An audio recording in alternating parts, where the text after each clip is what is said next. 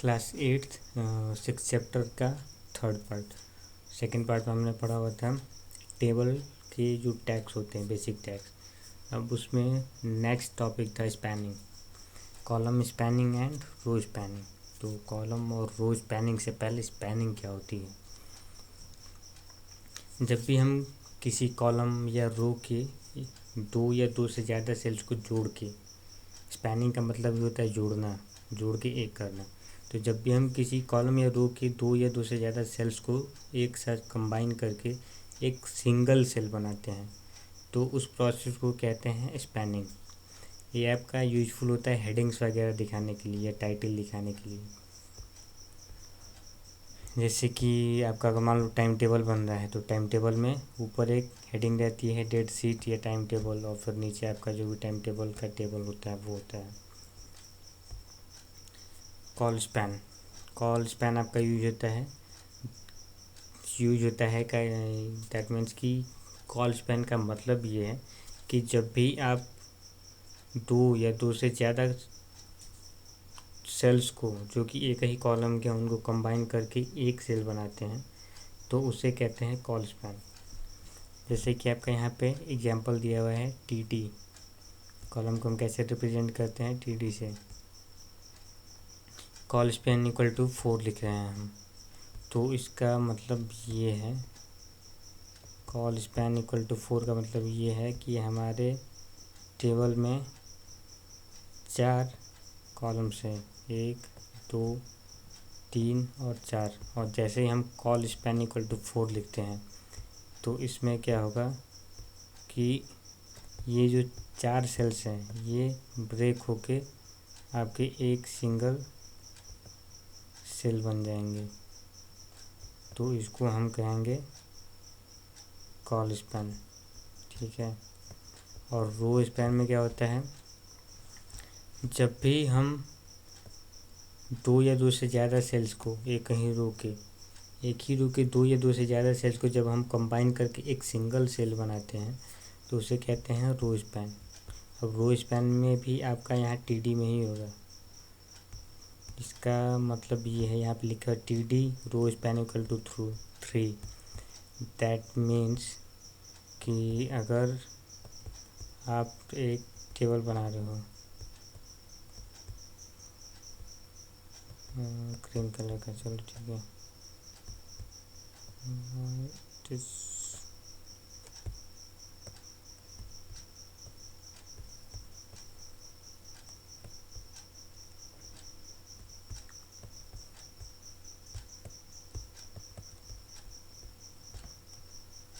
Sorry pencil से। Okay, मान लो आपने एक टेबल बनाया जिसमें कि आपके 4 सेल्स हैं। 4 सेल्स का मतलब 4 कॉलम है और 4 रोज हैं। ठीक है, तो ये हो गया हमारा पहला रो, ये second row and this one is third row. तो कॉल स्पैन 4 का मतलब तो ये था कि हमने ये जो चारों सेल्स थी इनको मिला के एक सिंगल कॉलम बना दिया। ठीक है। और रो स्पैन इक्वल टू 3 का मतलब ये है कि हमने जो 3 रोज हैं, ये 3 रो वाले जो सेल्स हैं इनको हम मिला के एक सिंगल रो बना रहे हैं, तब ये क्या होगा आपका रो स्पैन होगा। तो जब ये ऐसे वर्टिकल होगा, स्पैनिंग जब वर्टिकली होगी तब रो स्पैन होगा, और जब स्पैनिंग ऐसे हॉरिजॉन्टल होगा तब ये कॉल स्पैन होगा। इसका प्रैक्टिकल करके देखते हैं हम। जैसे यहाँ पे एक एग्जांपल आपका दिया हुआ है, ये एग्जांपल पहले मैं समझा देता हूँ फिर इसका कोड लिख के दिखाया जाएगा आपको। तो पहले है आपका टेबल पाउडर इक्वल टू 5, तो पाउडर हम सीधा चलते हैं टेबल रो से, यहाँ पे मेन कंटेंट है हमारा। तो यहाँ पे क्या हो रहा है, आपका एक टेबल ड्रॉ हो रहा है जिसमें कि 4 रो है। इसमें अगर आपको इसमें एक ट्रिक ये है, अगर आपको पता करने की टोटल कितने रो और कितने कॉलम्स है तो आप या तो बस टीआर काउंट कर लीजिए या फिर स्लैश टीआर, तो आपको रो का पता चल जाएगा। तो हम स्लैश टीआर काउंट करते हैं क्योंकि इसमें कहीं कहीं टीआर स्टार्टिंग वाला टैग इसने छोड़ दिया है, तो हम स्लैश टीआर काउंट करते हैं। तो एक टीआर, ठीक है, फिर ये दूसरा, ये तीसरा और ये चौथा। इसके बाद कोई टीआर नहीं है, दैट मीन्स कि आपके 4 रोज हो गई। तो पहले हम 4 रो की क्रिएट करते हैं।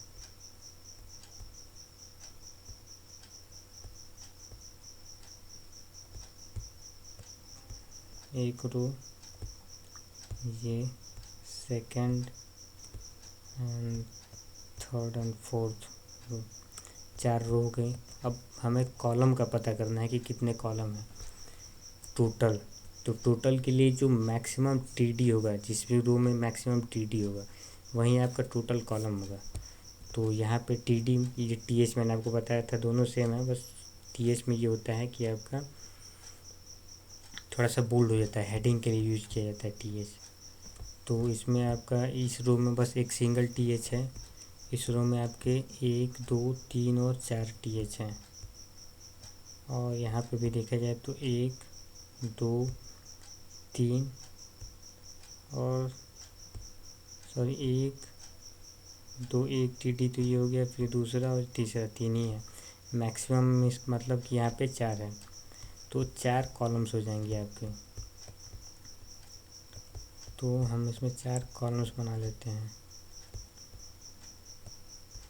2 3 और 4। अब ये क्या कह रहा है,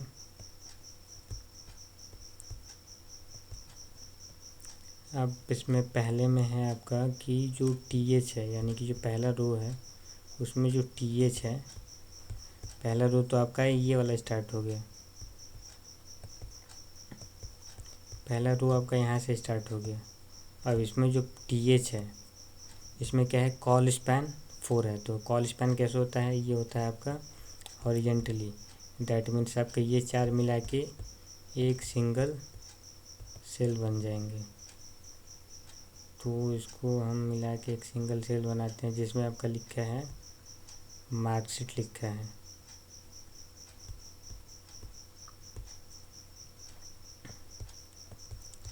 तो यहाँ पे हो गया आपका मार्कशीट।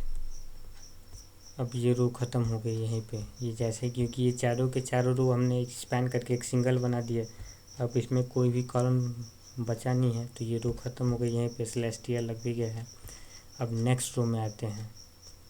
नेक्स्ट रो में आपका टीएच है, और टीएच का मतलब कि ये वाला सेल, और इसमें क्या लिखा है, रो स्पैन इक्वल टू 3। तो रो स्पैन कैसे होता है, वर्टिकली होता है, दैट मीन्स कि ये जो 3 रो बची हुई हैं, ये जो 3 सेल्स बचे हैं, इनको मिला के एक सिंगल सेल बनेगा वर्टिकल। और इसमें आपका क्या लिखा हुआ है, डिटेल्स। तो यहाँ पे आपका आ जाएगा डिटेल्स, ठीक है। तो ये तो आपका हुआ था ये दूसरे रो का, दूसरे रूम में थे हम। अब दूसरे रूम में पहला आपका कॉलम हो गया, यानी कि टीएच, पहला टीएच हो गया। पहले टीएच में हमने इन सबको मिला दिया। अब नेक्स्ट टीएच यानी कि ये वाला, अब यहाँ पे आपका क्या लिखा है, रोल नंबर। तो यहाँ पे रोल नंबर हो गया, और जिसके बाद नेक्स्ट टीएच में लिखा है यहाँ पे नेम, तो यहाँ पे हो जाएगा आपका नेम। और उसके बाद वाले टीएच में लिखा है मार्क्स, तो यहाँ पे हो जाएगा आपका मार्क्स। अब ये रो यहीं पे ख़त्म होता है, ये रो यहाँ पे ख़त्म हो गया। अब इसके बाद नेक्स्ट रो स्टार्ट होगा, इसके बाद से जहाँ पे एक रो ख़त्म हो उसके बाद से नेक्स्ट रो स्टार्ट हो जाता है। अब नेक्स्ट रो में आपका पहला टीडी है 1। अब नेक्स्ट रो में आप देखो कि ये वाला जो सेल है, ये वाला तो पहले से ही ऑक्यूपाइड है, तो इसलिए हम डायरेक्ट कहाँ से स्टार्ट करेंगे, ये वाला जो ब्लैंक रहेगा। तो यहाँ पे आपको हो जाएगा 1, और उसके बाद पहला है अनुराग। तो मैं ये शॉर्टकट्स लिख रहा हूँ, आप जब कोड लिखेंगे तो ये पूरा दिखाई देगा, अनुराग। और उसके बाद टीटी में है मार्क्स में 200, ये हो गया। नेक्स्ट है आपका टीडी, तो यहाँ पे भी आप देखेंगे कि ये रो यहाँ पे ख़त्म हो गई है। अब यहाँ से आपकी दूसरी रो स्टार्ट हो रही है, तो दूसरी रो स्टार्ट हो रही है, दैट मीन्स अब हम नीचे वाली लाइन में आ जाएंगे। अब नीचे वाली लाइन में आपका ये पहला वाला जो सेल था ये ऑक्यूपाइड है, इसलिए दूसरा TD स्टार्ट होगा 2 से, यहाँ से, तो ये हो गया 2। इसके बाद सोनम जो भी नाम है, और यहाँ पे क्या है 400, और इसके साथ ही हमारी टेबल कंप्लीट हो गया है। अब हम इसका कोड लिख के देखेंगे कि इसका कोड कैसे होगा। तो पहले हम टेक्स्ट एडिटर ओपन कर लेते हैं और ये सारा हटा लेते हैं। हमें 4 रो चाहिए और 4 कॉलम चाहिए, तो 4 टीयर हम लगा लेंगे। पहला टीयर, दूसरा टीयर, और देन तीसरा टीयर, और चौथा। 4 रो हो गए हमारे। पहले रो में हमारे एक कॉलम है, और जिसमें क्या हुआ है, आपके 4 सेल्स को मिला के एक कॉलम बना हुआ है।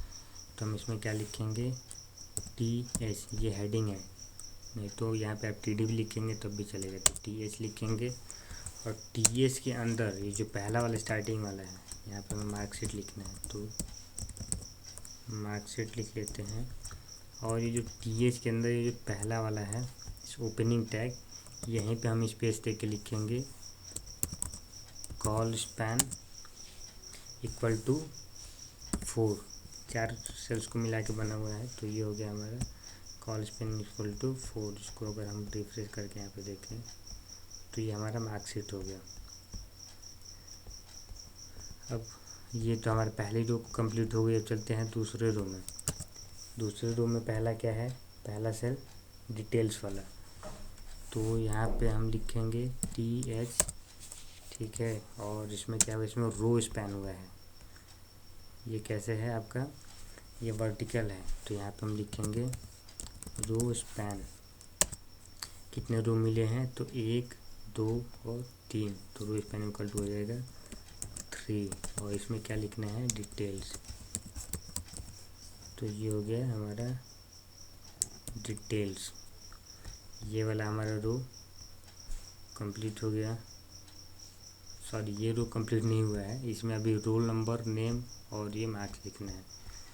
तो इसी में हम लिखेंगे TH, इसमें लिखेंगे रोल नंबर, फिर नेक्स्ट TH,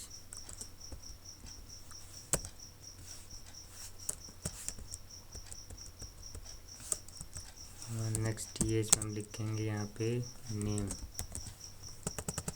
एंड देन इसके बाद वाले में हम लिखेंगे मार्क्स। तो हमारा ये रो ख़त्म हो गया, ये जो हमने दूसरा स्टार्ट किया था। पहले में हमने ये क्या किया है, 3 रो को स्पैन कर दिया है, और यहाँ पे लिखा है डिटेल्स, तो ये वाला पूरा कंप्लीट हो गया। तो ये रो का पहला सेल हो गया। अब इस रो का दूसरा सेल में रोल नंबर, तीसरे सेल में हमने लिखा है नेम, और चौथे सेल में क्या लिखा है, मार्क्स। ये रो ख़त्म हो गई। अब चलते हैं नेक्स्ट रो में। अब नेक्स्ट रो में जो पहला वाला सेल है, ये पहले से ऑक्यूपाइड है, तो बचे कितने सेल्स, 1, 2 और 3। ये हेडिंग है नहीं, तो 3 TD है, इसका मतलब ये है। तो इसमें हम 3 TD लिखेंगे। पहले TD में यानी कि टेबल डेटा में होगा 1, और दूसरे में आपका आएगा अनुराग, और तीसरे में आएगा 200। तो दूसरे TD में लिखते हैं अनुराग, एंड जो थर्ड TD है इसमें हम लिखेंगे 200। अब इसको सेव करके पहले इतना ही देखते हैं। अब देखो ये हो गया, यही था, ऊपर मार्कशीट हो गया और नीचे डिटेल्स वाला कंबाइन हो गया। हमने ये थर्ड वाला नहीं दिखाया, इसलिए यहाँ पे बस 2 ही ये कंबाइन दिखा रहा है। रोल नंबर हो गया, नेम हो गया, मार्क्स, और ये आपका हो गया। अब लास्ट रो में चलते हैं। ये हमारा कंप्लीट हो गया। लास्ट रो में आपका है, पहला वाला ऑक्यूपाइड है, तो ये वैसे ही छोड़ देंगे, बस 3 इसमें ही बचे हुए हैं। तो 3 में पहला TD में हो जाएगा 2, तो इस TD के अंदर लिखेंगे 2, एंड देन दूसरे TD में आएगा ये सोनम, तो यहाँ पे लिखेंगे सोनम, एंड देन जो थर्ड टीडी है, यानी कि लास्ट वाला इसमें क्या है 400, तो इसमें हम लिखेंगे 400 यानी कि उसका मार्क्स।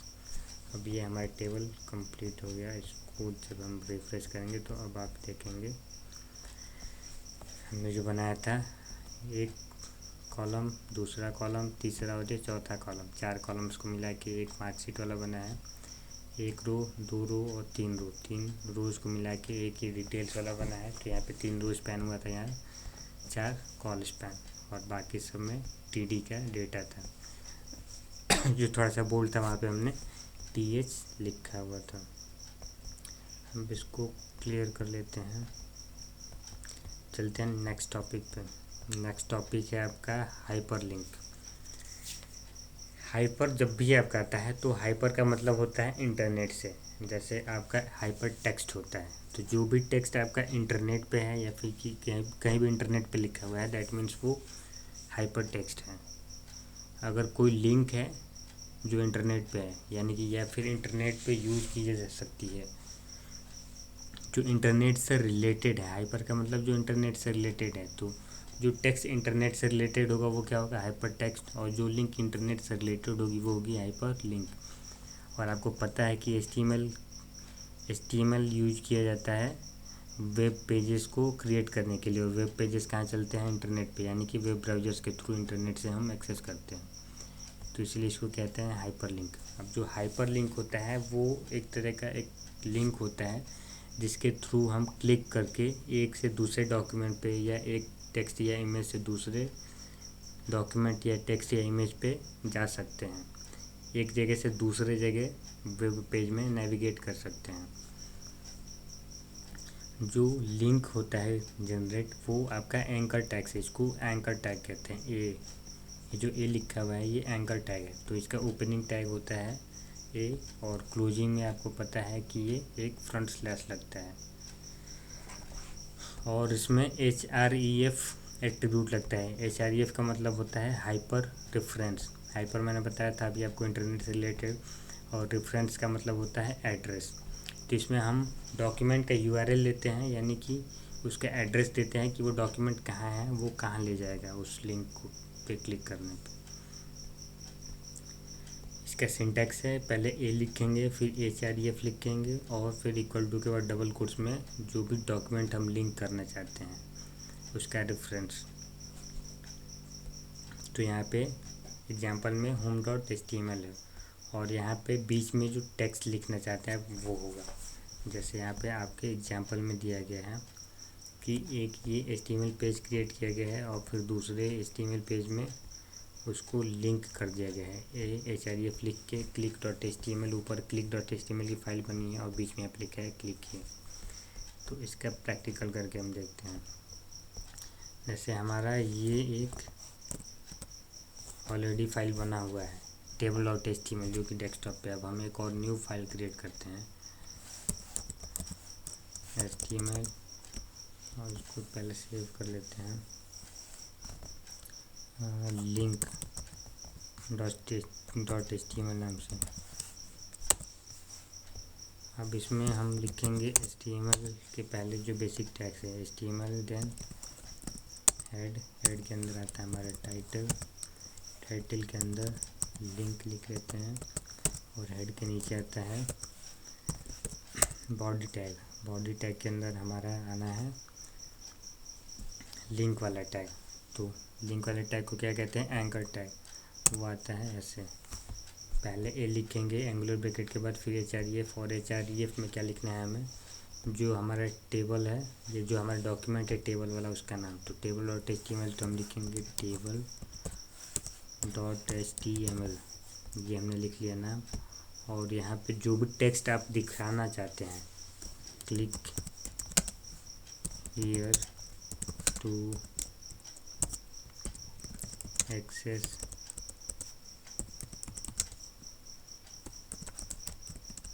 टेबल टॉक, इसको सेव कर देते हैं। और अब हम ओपन करेंगे इस वाले फाइल को, लिंक वाले फाइल को। अब देखेंगे आप यहाँ पे कि एक लिंक दिखा रहा है ब्लू कलर का। जैसे आप इस पर क्लिक करेंगे तो ये वाला पेज ओपन हो जाएगा। फिर जब आप बैक जाएंगे तो यहाँ पे होम पे आ जाएगा। ऐसे ही आपकी वेबसाइट्स पे होता है, जब भी आप किसी लिंक पे क्लिक करते हो तो वो जिस टारगेट डॉक्यूमेंट से जुड़ा होता है या जो उस टारगेट डॉक्यूमेंट उससे कनेक्टेड होता है या कोई भी लिंक उससे कनेक्टेड है तो क्या होता है वहाँ पे नेविगेट हो जाता है। अभी तो हम इसमें क्या कर रहे हैं, टेबल खोल रहे हैं, टेबल डॉट HTML वाली जो फाइल है वो ओपन कर रहे हैं। अगर आप चाहते हैं कि इसमें हम चाहते हैं कि जैसे हम इस पर क्लिक करें तो वो ये गूगल पे चला जाए, तो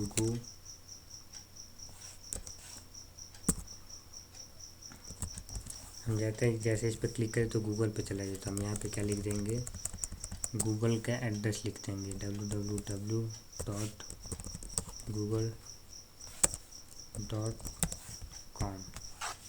अब इसको सेव करके आप अगर इसको रिफ्रेश करके रन करेंगे, अगर जैसे इस पर क्लिक करेंगे ये आपको कहाँ ले जाएगा, google.com पे। बट गूगल ये इंटरनेट कनेक्टेड है नहीं लैपटॉप में, इसलिए ये अभी file could not be reach दिखा रहा है।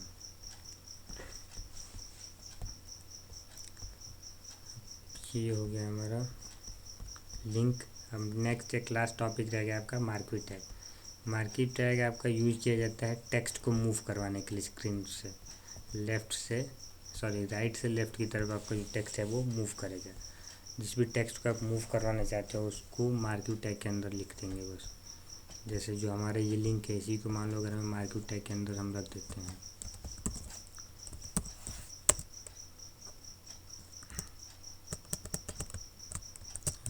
बस मार्केट टैग हमें लिखना है।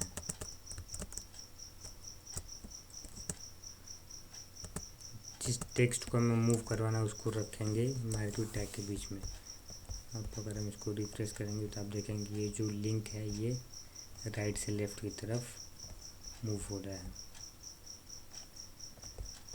अगर हम यहाँ से ये एंकर टैग हटा देते हैं जिससे कि आपका कन्फ्यूजन ख़त्म हो जाए, नहीं तो आप कन्फ्यूज रहेंगे। अब आप देखिए जो भी मार्केट टेक्स्ट टैग के अंदर जो भी टेक्स्ट लिखा रहेगा, चाहे वो जो भी टेक्स्ट लिखा हो वो आपका स्क्रीन पे मूव होगा। अब हमने यहाँ से एंकर टैग हटा दिया इसलिए ये जो लिंक था वो हट गया है। अब इस पर क्लिक करने पे कुछ भी नहीं होगा। तो ये हो गया आपका मार्केट टैग। अब इसके साथ ही आपका ये चैप्टर फिनिश होता है।